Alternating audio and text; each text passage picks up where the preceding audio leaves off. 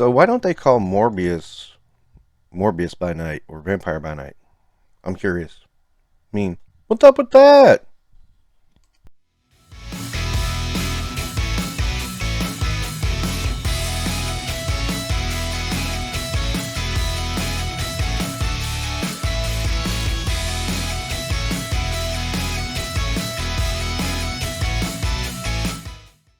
All right. Welcome back to Infinite Realms. Guess what? I finally got to see Morbius. And I know I'm late on this one, but you know what? I don't care. Morbius, is it as bad as everybody says it was? Okay, no, it's not that bad. It is it good? No, it's not good. So, so my major issue is the weird misty trails they had on Morbius's Matrix powers. It was just like, um, yeah, okay. What the hell was that smoky, stringy stuff? It didn't really make a lot of sense, and then you know, there was also the whole thing with. I'm trying to think of how to say it. It's suddenly Morbius finds out he can summon bats. Okay, are there really that many vampire bats in New York? I don't think so. I mean, were they vampire bats? Were they just normal bats that would attack on his command? I mean, it looked like he was kind of using the force with them there at the end. All right, but so I mean, we all know the story at this point. I mean, Michael Morbius has a blood disorder. He creates a synthetic blood, and on his way to try to find a cure for his condition, he finds it, but it also gives him vampirism. He denies it from his buddy Milo, who's played by Matt Smith. Milo takes it anyway. Milo embraces the monster that he is. And honestly, Matt Smith was the saving grace of this movie. It's worth it for Matt Smith. Matt Smith is a lot of fun in this movie, and he makes sense. I mean, you can kind of understand where he's coming from. I think one of the best line deliveries is, "We've lived with fear of death, with death over us all of our lives. It's about time everybody else does." And you get that. You understand that completely. And it's purely the delivery by Matt Smith. And I really dig the part Matt Smith played, and he just went full throttle with every scene he got. And it was kind of fun to watch him do that, to be honest.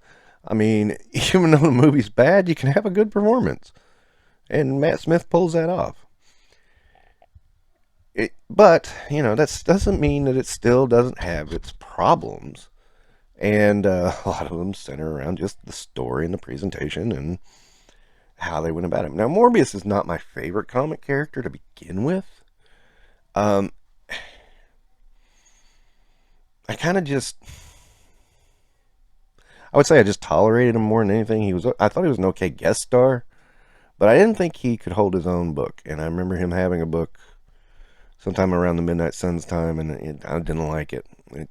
Him being the star just kind of ruined it for me. I mean, guest starring, yeah, that's cool. Starring in, no. Being the main star, no. I don't fall to it. So there's a lot of strange stuff going through the movie. Like, I didn't understand what was happening on top of the hospital when that kind of force just kind of pushes Morbius back. I mean, what was going on there? It seems to be the same thing that happens when the subway is coming and he learns to fly, which I thought was a strange scene in and of itself. So I don't know, was that wind? Was that what was going on there? And it doesn't get explained either. So yeah, move on. There's so much more to this movie that doesn't get explained. Believe me. Oh boy. So, anyway, after a while, Milo and Michael, yeah, they have a fight, And in what I think is one of the dumbest scenes of the movie, no fault to Matt Smith, is when, of course, Morbius, spoiler alert, wins the fight. Yeah, I mean, I thought Morbius was going to not win too, you know. That's perfectly logical to think, right? I mean, why would the title character survive? No, we can't have that. That's too predictable. So when Morbius kills Milo, he's like, "You can't kill me. You gave me my name," and makes Morbius feel so guilty. And keeping in mind, he just had a big giant piece of steel rebar getting ready to shove it in Morbius's eye until he stopped him with the bats. I mean, it's like, yeah, feel guilty now. I know he was your friend, but dude, when somebody's about to stick rebar in your eye, bets are off.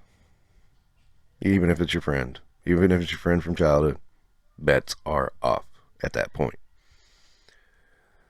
So, and then, of course, we get our final two scenes, and yeah, I think everybody knows this one, so no spoiler alert. Toombs shows up in in the Morbius world. Okay, that's fine, I guess. I don't understand how that happened. Because he showed up in an empty cell, he gets set free. Nobody knows why he's there. He didn't commit a crime. No record of it. No record of him. So then, you know, it goes into the credits, and then there's another post-credit scene where it has Morbius going to a certain location at a certain time. When he gets there, something comes in, and it's Michael Keaton in the vulture suit. And again, confusion, because did the alien tech come with Toombs? Did he make it again? Because didn't he need the alien tech to do it from the Chitauri? I'm lost. Totally lost here. And don't understand why the hell Michael Keaton has his vulture suit in another reality. So, there's that. Alright, Morbius. Give it 1 star. It is preciously bad.